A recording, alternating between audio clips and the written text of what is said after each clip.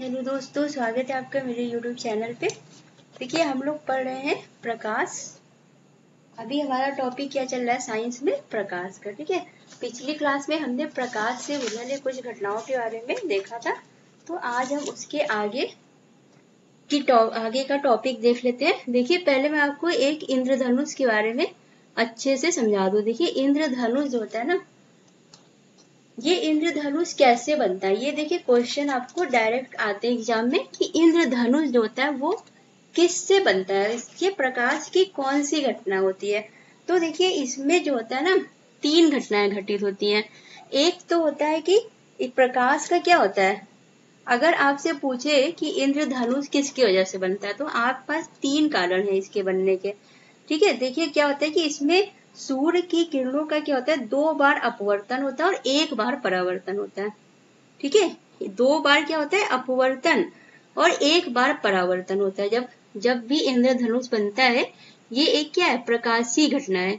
ये क्यों बनता है, जब सूर्य के प्रकाश और पानी की बूंदों के बीच अपवर्तन और परावर्तन होता है। ठीक है, तो इसमें अपवर्तन 2 बार होता है और 1 बार परावर्तन होता है। तो अगर आपको एग्जाम में पूछे कि इंद्रधनुष किसकी वजह से बनता है, तो आप ये नहीं बोलेंगे कि अपवर्तन या परावर्तन या वर्ण विक्षेप। इसमें 3 कारण होते हैं। एक तो देखिए पहला अपवर्तन हो गया, फिर दूसरा इसका क्या होता है परावर्तन, फिर जब तीसरी बार फिर इसका अपवर्तन होता है ना, तो उस अपवर्तन की वजह से क्या होता है कि वर्ण विक्षेपण हो जाता है। तो इसकी वजह से क्या होता है, इंद्रधनुष बनता है।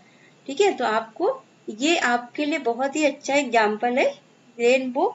ये आपको एग्जाम में ऐसे ही आएगा, सीधा पूछेगा कि या तो आपको 3 बातें याद रखती है कि क्या होता है, 2 बार अपवर्तन होता है और 1 बार परावर्तन।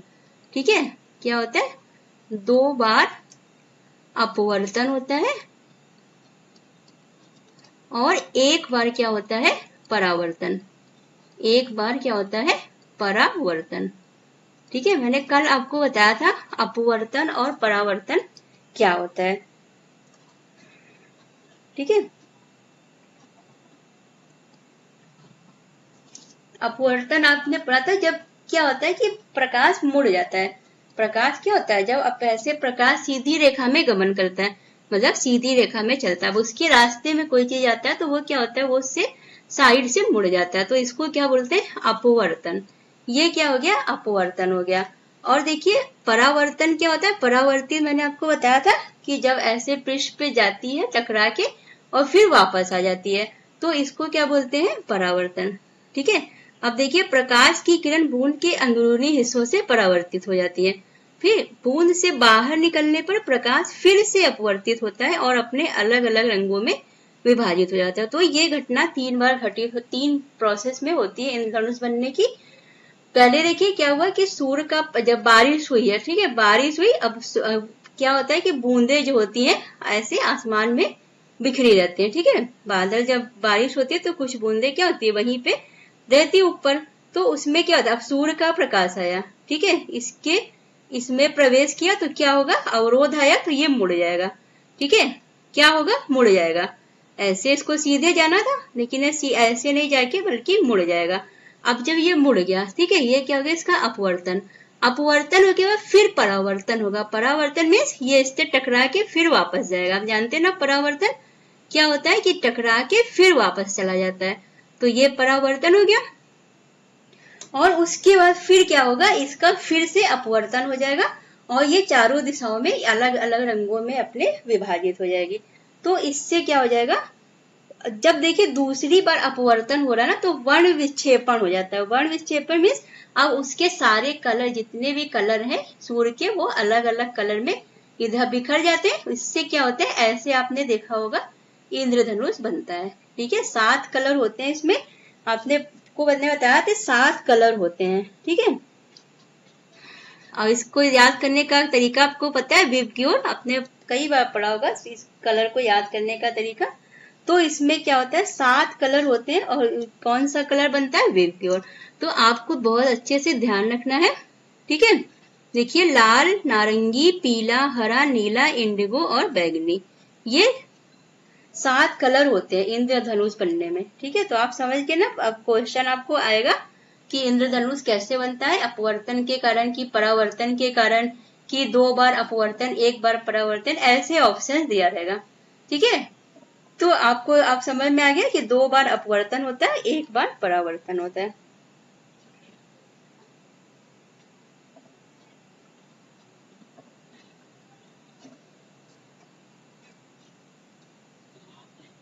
देखिए अगर आप और इसको और डिटेल में पढ़ना चाहते हैं तो देखिए इंद्रधनुष जो बनता है ना वो एक 2 तरह से बनता है, एक प्राथमिक होता है और एक होता है द्वितीयक। क्या होता है, 2 तरह के इंद्रधनुष बनते हैं। ठीक है, 2 तरह के इंद्रधनुष बनते हैं, एक को बोलते हैं प्राथमिक इंद्रधनुष और एक को बोलते हैं द्वितीयक इंद्रधनुष। तो प्राथमिक इंद्रधनुष बनता है उसमें क्या होता है, 2 बार अपवर्तन 1 बार परावर्तन। लेकिन जो द्वितीयक इंद्रधनुष बनता है उसमें 2 बार अपवर्तन होता है और 2 बार परावर्तन। ध्यान रखिएगा, क्वेश्चन वैसे आता नहीं है इतना डिटेल में, लेकिन अगर आ गया मान लीजिए तो आपको बस इतना ध्यान रखना है कि एक तो प्राथमिक आपने ये पढ़ा डिटेल से, और जब द्वितीयक बनता है तो 2 बार अपवर्तन होता है और 2 बार परावर्तन भी होता है। ठीक है, जो प्राथमिक इंद्रधनुष बनता है उसमें लाल रंग बाहर की ओर होता है। ठीक है, बाहर की ओर क्या कौन सा रंग होता है, लाल रंग, और अंदर की तरफ कौन सा होता है, बैगनी। जो प्राथमिक इंद्रधनुष बनता है, और जो द्वितीयक इंद्रधनुष बनता है उसमें जस्ट अपोजिट हो जाता है। ठीक है, बैगनी रंग क्या होता है, ऊपर बनता है बाहर की ओर और अंदर की ओर लाल रंग बनता है। बस आपको इतना सा बात ध्यान रख लेना चाहिए। कभी पेपर अगर थोड़ा सा टफ आ गया तो इससे ऐसे डिटेल में पूछ सकते हैं। ठीक है, अब बस आप ध्यान रखिए इस चीज को कि कभी आ गया तो आप इस क्वेश्चन को कर पाए। तो याद रखिएगा ये इंद्रधनुष की घटना बहुत इंपॉर्टेंट है। अब आपको याद हो गया, बस आपको इतनी सी चीजें याद रखनी है कि 2 बार अपवर्तन होता है, 1 बार परावर्तन। कैसे क्या होता है ये भी आपने समझ लिया। और दूसरा, अगर द्वितीयक इंद्रधनुष पूछे तो 2 बार अपवर्तन हो रहा है, 2 बार परावर्तन। ठीक है, और आपको एक चीज याद रख लेना है कि प्राथमिक इंद्रधनुष बनता है तो लाल रंग ऊपर होता है और बैगनी नीचे। अगर आपने इतना याद रख लिया, अब सिर्फ अगर आप इतना भी याद रख लेना कि लाल रंग ऊपर बनता है, बस आप इतना याद रखिए।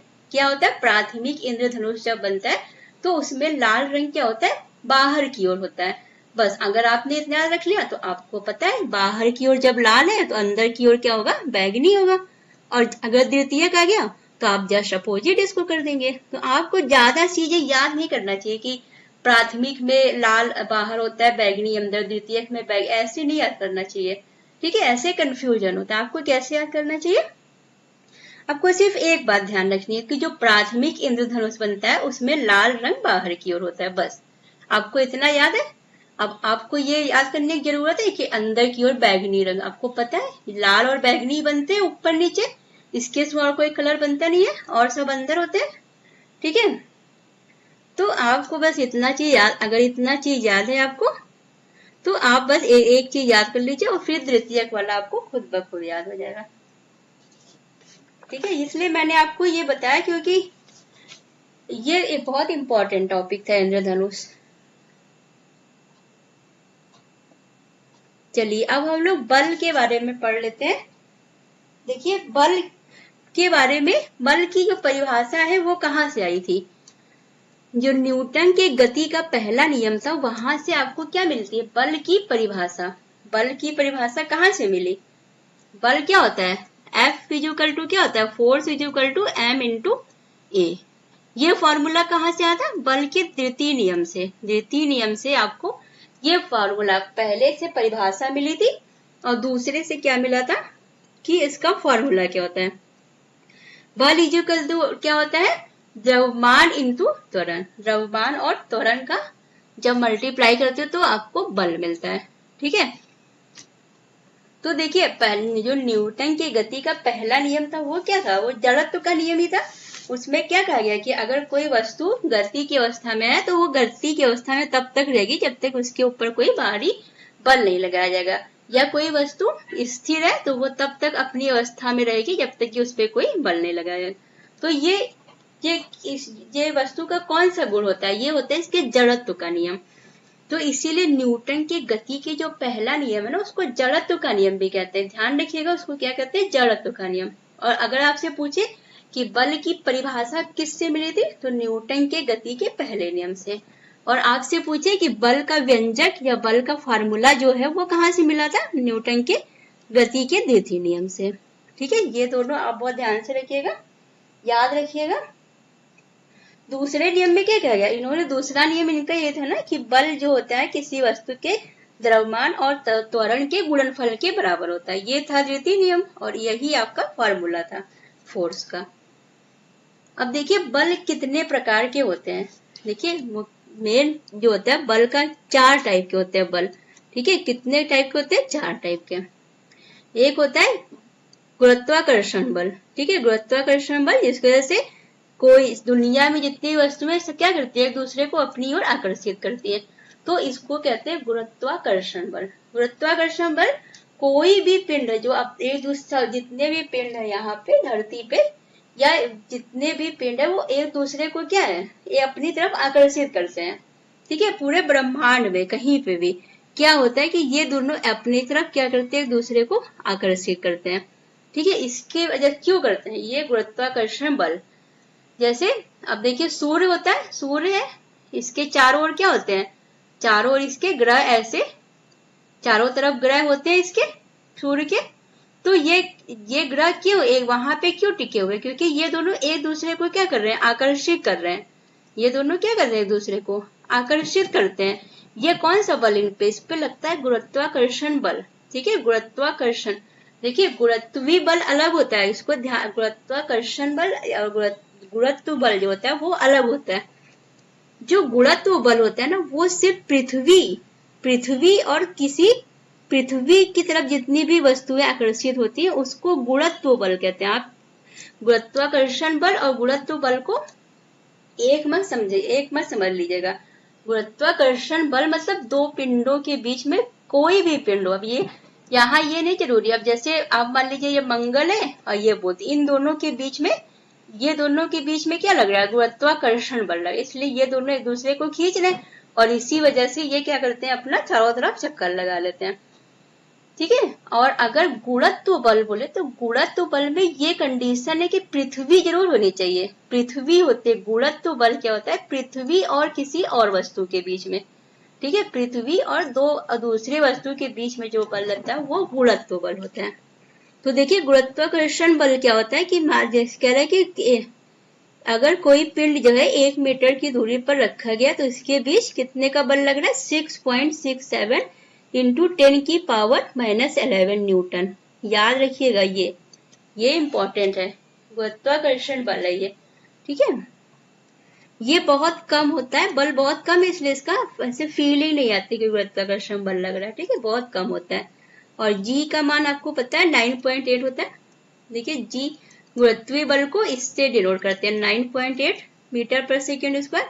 और गुरुत्वाकर्षण बल क्या होता है, जी, इसको बड़े जी से डिनोट करते हैं और इसकी वैल्यू कितनी होती है, 6.67 इंटू 10 की पावर -11 न्यूटन। ये वैल्यू याद रखिएगा। अब देखिए 2 बल हो गए, आपने समझ लिया गुरुत्वाकर्षण बल क्या होता है और गुरुत्वीय बल क्या होता है। देखिए अब ये क्वेश्चन पूछ सकता है एग्जाम में कि सबसे कमजोर बल कौन सा है, तो जो गुरुत्वीय बल होता है ना वो सबसे कमजोर होता है। ठीक है, और सबसे प्रबल बल कौन सा होता है, नाभिकीय बल। नाभिकीय बल क्या होता है, सबसे प्रबल होता है। देखिए प्रबल बल, नाभिकीय बल जो होता है क्या होता है, सबसे प्रबल होता है। नाभिकीय बल किसके बीच मिलेगा, जो परमाणु के नाभिकों में प्रोटॉन और न्यूट्रॉन को एक साथ बांधे रहते हैं। परमाणु के नाभिक में क्या होता है, प्रोटॉन और न्यूट्रॉन होते हैं ना नाभिक के अंदर। नाभिक के अंदर क्या होते हैं, प्रोटॉन और न्यूट्रॉन।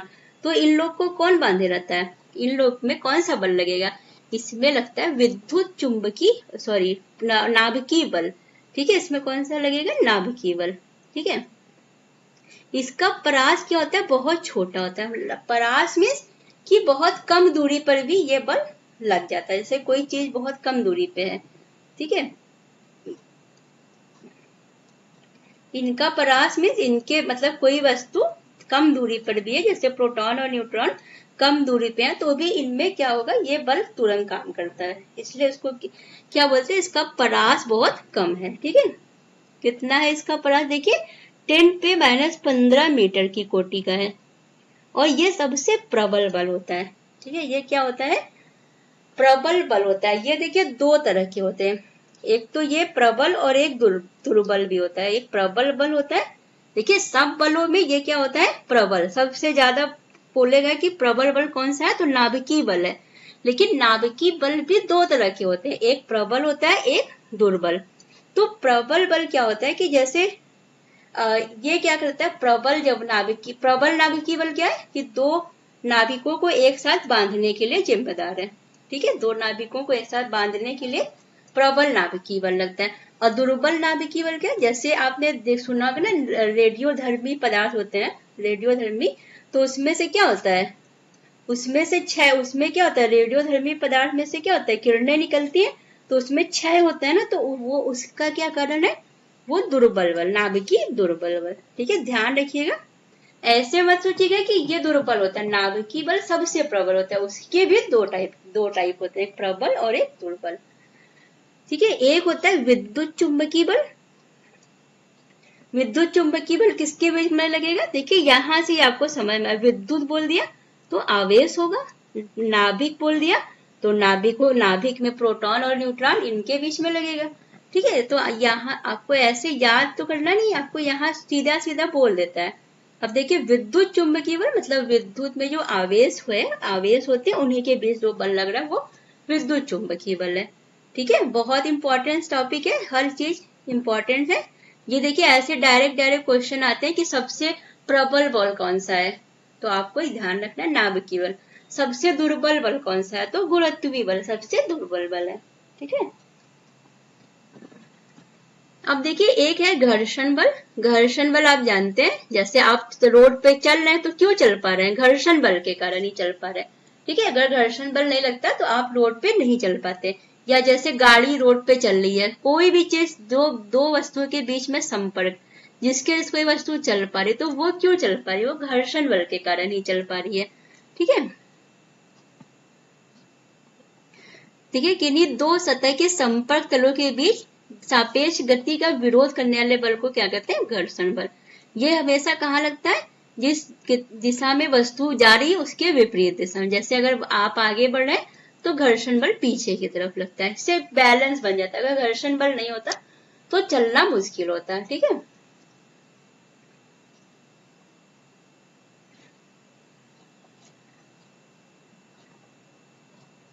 देखिए घर्षण बल की वजह से क्या लाभ है, घर्षण बल के कारण ही हम पृथ्वी की सतह पे चलते हैं, दौड़ते हैं और सीधे खड़े हो पाते हैं।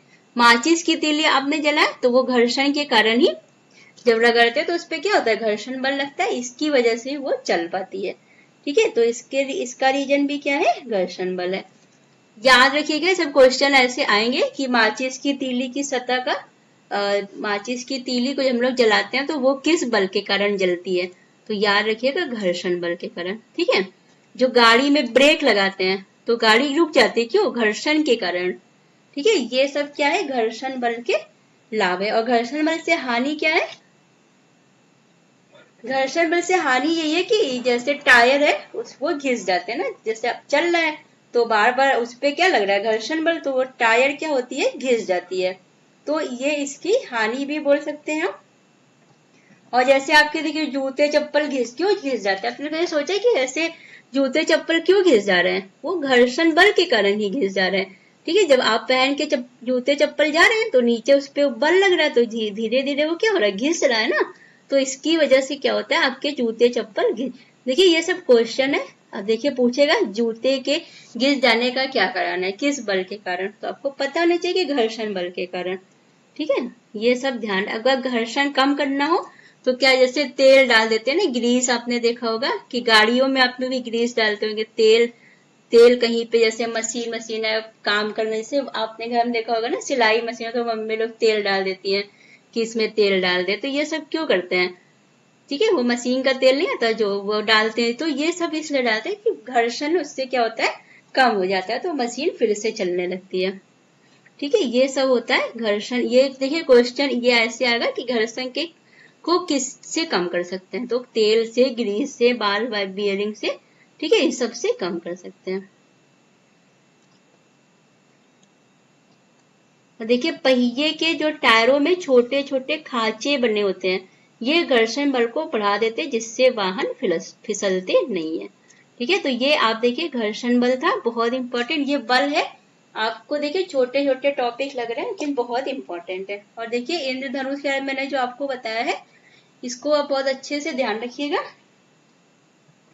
इंद्रधनुष का जो भी रीजन है सिर्फ यही है। ठीक है, तो चलिए ये देखिए हमारी आज की क्लास होगी, आप इसको अच्छे से पढ़ लीजिएगा, नोट्स बना लीजिएगा। और देखिए अगर आपको इसकी पीडीएफ चाहिए तो मुझे बताइएगा, तब मैं आपको इसकी कंबाइंड पीडीएफ टेलीग्राम पे दे दूंगी। ठीक है, जब हमारा ये जैसे अभी हमारा फिजिक्स चल रहा है, अगर हमारा फिजिक्स कंप्लीट हो जाएगा तब हम इसकी पीडीएफ आपको दे देंगे, अगर आप कहेंगे तो। ठीक है, अगर आपको जरूरत है पीडीएफ की, अगर आपको नहीं है तो आप ऐसे नोट्स बना के भी पढ़ सकते हैं। पीडीएफ ऐसे इकट्ठा करने से कोई फायदा नहीं है, आप ऐसे रोज नोट्स बनाया करिए और अच्छे से पढ़ा करिए। ठीक है, तो चलिए अब हम लोग नेक्स्ट क्लास में मिलते हैं। ठीक है, आपको अगर क्लास अच्छी लग रही है तो प्लीज मेरे चैनल को लाइक कर दीजिएगा और सब्सक्राइब कर दीजिएगा। Thank you.